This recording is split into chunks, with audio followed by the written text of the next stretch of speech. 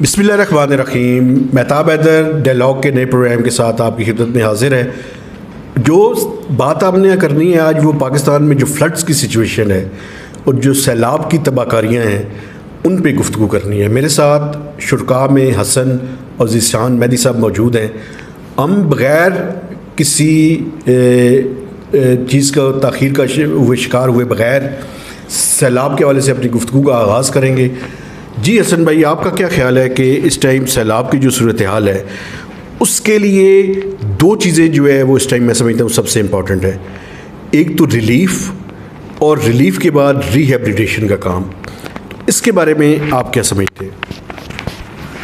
جی دیکھیے، پاکستان میں سیلاب خاص طور پہ تونسا کے علاقے میں اور بہت ہی دلسوز قسم کی ہمیں فیس بک اور سوشل میڈیا پہ ویڈیوز دیکھنے کو ملتی ہیں جس میں بہت ہی لوگ بے گھر ہو گئے ہیں. بہت ہی ایک کرائسس کا سامنا ہے، ایک قیامت صغریٰ بنی ہوئی ہے.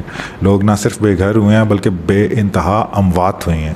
1000 سے زیادہ لوگ مر 1000 سے زیادہ لوگ مر چکے ہیں اور مال مویشیوں کا نقصان جو ہے اس کے علاوہ ہے. فصلیں جو ہیں کہا جا رہا ہے کہ سندھ کے اندر 90% جو فصلیں ہیں وہ تباہ ہو گئی ہیں اور اس کا امپیکٹ ہمیں منڈی میں پیاز اور ٹماٹر کی قیمت میں بھی نظر آ رہا ہے کہ وہ اسکائی راکٹنگ ہے، وہ بہت اوپر جا رہا ہے. 250 روپے کلو پیاز ہو. جی ہاں. تو پاکستان اس ٹائم فوڈ کرائسس کی آلموسٹ صورتحال کے اندر مبتلا ہو چکا ہے اور یہ بہت ہی ایک کرائسس کی سچویشن ہے. جہاں تک بات رہی کہ ریہیبلیٹیشن کے حوالے سے اور ریلیف کے حوالے سے، تو مجھے کچھ لوگوں سے سورسز سے پتہ چلا ہے کہ جو گورنمنٹ کے اکاؤنٹس ہیں یا جو ریلیف کے اکاؤنٹس ہیں جس میں امداد کے حوالے سے گورنمنٹ اپیل کر رہی ہے، اس میں پیسے بہت کم آ رہے ہیں. یہ بھی ہو سکتا ہے کہ گورنمنٹ پہ لوگوں کو ٹرسٹ نہیں ہے، لیکن بہرحال بہت سی پرائیویٹ آرگنائزیشنز فیلڈ کے اندر بہت ہی قابل ستائش کام کر رہی ہیں ریلیف کے حوالے سے. لیکن میں ابھی تک ان علاقوں میں میرا جانا نہیں ہوا. صرف اور صرف سوشل میڈیا ہی میری انفارمیشن کا واحد ذریعہ ہے. اس میں لوگ کر رہے ہیں کام، لیکن میرے خیال میں بہت زیادہ ضرورت ہے. جتنے بڑے پیمانے پہ یہ سیلاب اور اس نے تباہی مچائی ہے، شاید یہ انڈیویجول آرگنائزیشنز کا تو کام نہیں ہے، ان کے بس کی بات نہیں ہے. گورنمنٹ کو آنا پڑے گا. جی میں ایک چیز کا تھوڑا سا بتا دوں کہ نقصانات ابھی تک 1000 سے زیادہ اموات ہو چکی ہیں. کوئی 50 ارب روپے کی جو کیٹلز اور لائف سٹاک ہے وہ مر چکا ہے. کاٹن جو ہے اس کی فصل کو شدید نقصان ہوا ہے. اور سندھ میں آپ کو پتہ ہے کہ ویٹ کی سوئنگ ارلی ہوتی ہے. پنجاب میں تو اکتوبر میں شروع ہوتی ہے، اگست سپٹمبر میں وہاں پہ شروع ہو جاتی ہے. تو وہ بھی امپیکٹ ہونے کا خطرہ ہے. اور اگر ڈی واٹرنگ انہوں نے جلدی سے نہ کی تو اس کے اندر جو ایگریکلچر سیکٹر اور لائف سٹاک ہے اس میں میجر کرائسس اور فوڈ شارٹیجز کا خطرہ بالکل موجود ہے. جی ذیشان. میں سر یہ اس میں کہوں گا کہ بہت ہی ایک المناک سچویشن ہے. یہ 2005 کا جو زلزلہ تھا اس سے بھی زیادہ جو ہے وہ ایک مشکل صورتحال ہے، ایک بری صورتحال ہے. وہ جو لوگ فوت ہو گئے ہیں، ان کی فیملیز جو ہیں وہ ڈسپلیس ہو گئی ہیں. لاکھوں گھر بہہ گئے ہیں. پاکستان میں لوگ بے گھر ہو چکے ہیں اور تقریباً 1 کروڑ کے قریب لوگ جو ہیں وہ متاثر ہیں. جو لاکھوں جانور اس میں مر گئے ہیں، وہ جانور جو ہیں وہ ان پہ بہت سے گھروں کی فیملی انکم وابستہ تھی. اور فصلیں جو تباہ ہو گئی ہیں، وہ کسانوں کی آلریڈی پاکستان میں سچویشن بہت بری تھی، وہ مزید خراب ہو چکی ہے. تو میں ان حالات میں یہ سمجھتا ہوں کہ پاکستان کی حکومت کو ایک ایمرجنسی ڈکلیئر کرنی چاہیے پاکستان کے اندر، اور تمام پولیٹیکل پارٹیز کو ساری سیاست کو 1-2 مہینے کے لیے چھوڑ کے ایک حکومت وقت کے ہاتھ مضبوط کرنے چاہیے. آگے آنا چاہیے، ریلیف کے کاموں کو کرنا چاہیے. ایک نکاتی ایجنڈا بنائیں کہ یہ ملک رہے گا، اس ملک میں کچھ انسان زندہ بچیں گے تو تبھی اس پہ حکومت کی جا سکتی ہے. برائے مہربانی حکومت اور تمام اپوزیشن پارٹیز اور اس کے علاوہ جو سول سوسائٹی ہے، میڈیا ہے، سب لوگوں کو آگے آنا چاہیے اور اس میں کام کرنا چاہیے. اس میں ویسے پی ٹی آئی نے اپنے جلسے جو ہے وہ سر ملتوی کر دیے، لیکن اس میں کچھ ایک دو کانسپریسی تھیوریز بھی چل رہی ہیں, میں ان کا بھی حوالہ دینا چاہوں گا. ان کے بارے میں اگر مجھ سے کوئی کہے کہ کچھ ثبوت ہے تو میرے پاس ڈیفینیٹلی نہیں ہے. کچھ یہ سننے میں آ رہا ہے کہ کچھ امریکنز نے ٹیسٹ کیے ہیں جس کی وجہ سے بارشیں جو ہے وہ اس خطے میں زیادہ ہو رہی ہیں. اب جو ایکسپرٹس ہیں وہ اس کے بارے میں بتا سکتے ہیں, لیکن ایک بات پہ سب کا اتفاق ہے, کلائمیٹ چینج جو ہے اس کا امپیکٹ اب دنیا پہ سامنے آنا شروع ہو گئے ہیں. اصل ایک بات میں آپ کے سامنے بھی رکھنا چاہتا ہوں. دیکھیں 2010 میں بھی فلڈز آئے, اور جب 2010 کے فلڈز آئے تو انیشیل جو ہمارے ایسٹیمیٹس تھے وہ ہم نے بڑے بڑھا چڑھا کر پیش کیے. یہ ہمارا پرابلم ہے شروع سے, چونکہ ڈونرز اس میں انوالو تھے. تو الٹیمیٹلی جب آن گراؤنڈ جا کے انہوں نے چیک کیا تو وہ لاسز اتنے زیادہ نہیں تھے. ابھی بھی جتنے لاسز کہے جا رہے ہیں, کیا یہ واقعی جو ویڈیوز سامنے آ رہی ہیں واقعی 1 کروڑ لوگ امپیکٹ ہو گیا ہے, اتنے لوگوں کے گھر تباہ ہو گئے ہیں, یا ہم چیزوں کو ایگزیجریٹ کر رہے ہیں؟ دیکھیے, کسی بھی ریاست میں جو ڈیٹا ہے, ڈیٹا کلیکشن جو ہے وہ ایک بڑی پرائم امپورٹنس کی چیز ہے. اس حوالے سے پاکستان میں federal bureau of statistics, Pakistan bureau of statistics, پہلے شاید فیڈرل بیورو تھا, اب PBS ہو گیا. وہ ایک ادارہ ہے جو اسپیشلی اس کو کمیشن کیا گیا ہے اس حوالے سے کہ وہ پاکستان میں ہر قسم کا ڈیٹا کلیکشن جو ہے وہ کرے. ڈیٹا کے اندر کسی بھی قسم کی جو مینیپولیشن ہوتی ہے وہ ایک کوشچن ہے بنیادی ایتھیکل پریکٹسز میں. کسی بھی اسٹیٹ میں ایک ایتھیکل پریکٹس ہو رہی ہے یا نہیں ہو رہی ہے, اس کا تو بہت نقصان ہوتا ہے. اصل میں دیکھیں نا, ایتھیکل تو ہے, لیکن آپ یہ نہیں سمجھتے کہ پالیسی اگر ڈیٹا ہی 2 نمبر ہے تو اس میں پالیسی میکنگ پھر کون سی چیز ہوگی؟ میں بنیادی چیز میں جو ابھی کہہ رہا تھا کہ یہ ایک تو ایتھیکلی یہ بہت رانگ ہے. دوسرا, جب ڈیٹا کی بنیاد پہ پالیسی کی کسی بھی قسم کی کوئی پالیسی بنے گی تو آف کورس وہ پالیسی اتنی زیادہ افیکٹو نہیں ہوگی, کیونکہ وہ جس ڈیٹا کی بنیاد پہ بنائی گئی ہے وہ ڈیٹا غلط ہے. تیسری چیز یہ خاص طور پہ بہت زیادہ امبیرسنگ ہے کہ محض ڈیٹا کو اس وجہ سے ایگزیجریٹ کرنا کہ آپ کو فارن ڈونرز جو ہیں وہ زیادہ فنڈنگ دیں, اور آپ اس میں سے مختلف جو لوگ ہیں وہ کوئی کنسلٹنٹ بن جائے گا, کوئی پروجیکٹ لے جائے گا, کوئی لوگوں کو وہاں جا کے بتائے گا. حالانکہ وہ سب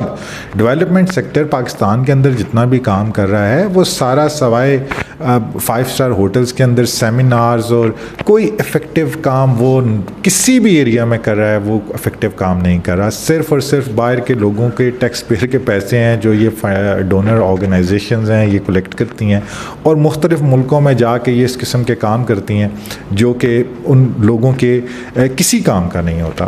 جی سر, میں سمجھتا ہوں کہ یہ اس دفعہ تو پاکستان میں یہ جو کہا جا رہا ہے کہ 1 کروڑ لوگ متاثر ہیں, تو یہ یقیناً 1 کروڑ یا اس کے قریب لوگ لازمی متاثر ہوئے ہوں گے.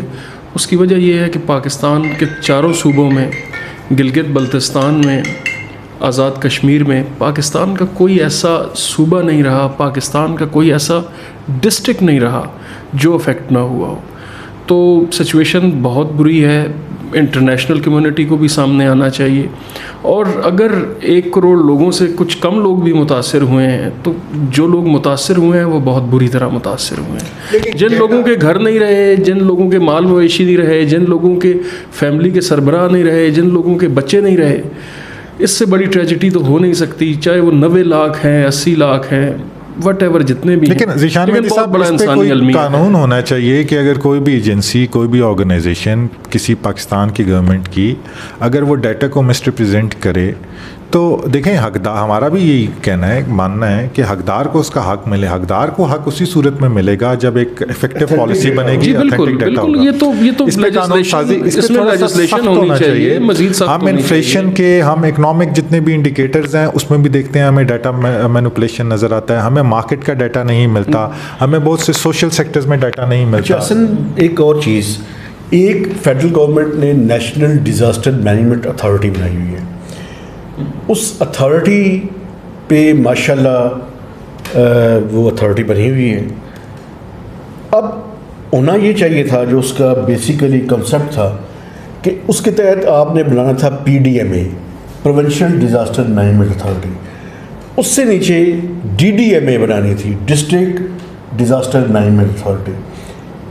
NDA میں تو چلے چند لوگ بیٹھے ہوئے ہیں اور حکومت نے 5 ارب روپے بھی ان کو دے دیے ہیں جی وہ کچھ کام کرے. نہ PDA میں افیکٹو ہے نہ DDA میں افیکٹو ہے. تو یہ ہم ادارے بنا کے کھڑے کر دیتے ہیں, چند لوگوں کو نوکریاں دے دیتے ہیں, کام کرتے کوئی نہیں ہے. اور میں آپ کو ایک اور بات بتاؤں, آپ یہ دیکھیں ہم ری ایبلیٹیشن اور ریلیف کا کام کر رہے ہیں. یار اس ملک میں آپ ہیلی کاپٹر جو ہے وہ اس کے لیے NOC لینا پڑتا ہے, کیوں؟